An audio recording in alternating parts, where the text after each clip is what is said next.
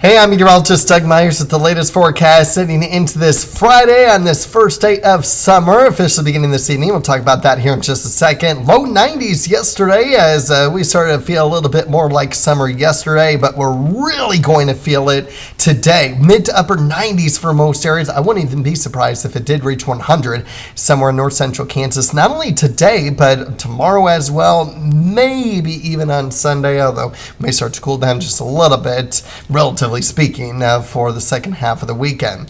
We are at our max at 11 today for our UV index. Obviously, no surprise. Sunny skies. The sun is at its highest peak as the summer solstice is today. The Earth's northern hemisphere tilting towards the sun, and the highest point the highest sun position in the sky, which occurs at high noon, which is not at noon, by the way. It's at 1:23 this afternoon. So don't be outside around 1 to 2 o'clock because that's when the peak sun angle is going to be beating down on you. And if you're not careful, and especially if you don't have sunscreen on, you are going to burn fairly quickly with how hot it's going to be today and how sunny it's going to be.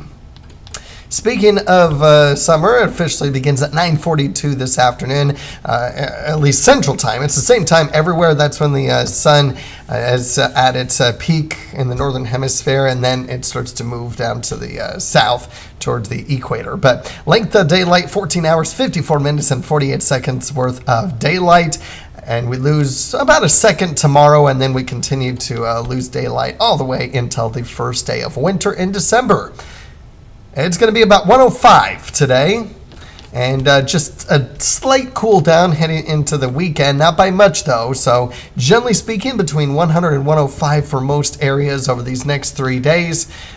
And it's all because the humidity is going to be on the high side. It does come down just a little bit, and it has come down this morning, but it is expected to increase throughout the day, and then coming down at times, mainly at night, but going up during the day. You get the idea that it's ranging anywhere from mid-60s to mid-70s for the next 5 days. So with that in mind, just to give you another visual, as far as our heat is concerned, we are in the major heat risk index for most areas today. Also tomorrow, starting to get extreme up along the Nebraska-Kansas border, though, as we head into Sunday, very similar. Starting to lose the extreme heat on Monday into Tuesday, and then we continue to lose heat, at least extreme heat, Wednesday and Thursday. It still remains hot, don't get me wrong, but relatively speaking, it does improve. But at least for these next 3 days at the very least, please make sure you are staying safe. This is the 3 most intense days that we'll have, starting to improve just a little bit as we head into next week with the very least, maybe a few more clouds. But also the fact that we do introduce rain chances. We'll talk about that here in a little bit as well. But not only yourself, you have to keep yourself safe, but you also have to keep your pets safe too. So please make sure you are hydrating, limiting your outdoor activities. I know there's a lot of things that may be going on outside over these next several days. By the way, it is going to be windy too. Wind gusts 35 to 45 miles per hour over these next 3 days. 25 to 35 at night. So the winds do not weaken tonight or tomorrow night. They may not weaken until Sunday night at the earliest. And temperatures generally in the upper 80s and low 90s almost every day next week. Keeping an eye on a few storm chances as well. Good news is severe weather is unlikely, but we might get some flooding. I think a lot of the rain and heavy rain stays up to the north in Nebraska, but you'll notice that there's some uncertainty in how far south that rain will get, and depending on where that frontal boundary stalls out next week. So you'll notice that areas like Topeka and Emporia on both computer models not going to get a whole lot of rainfall. Manhattan kind of right on that edge, at least just with these 2 computer models. And then areas along Highway 36 are going to get the bulk of the rain.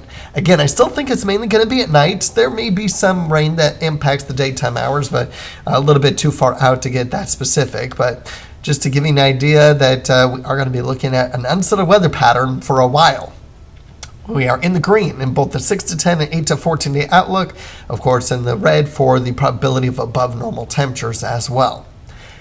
Now, while I do have it is in the green through the rest of the month, or at least through early July.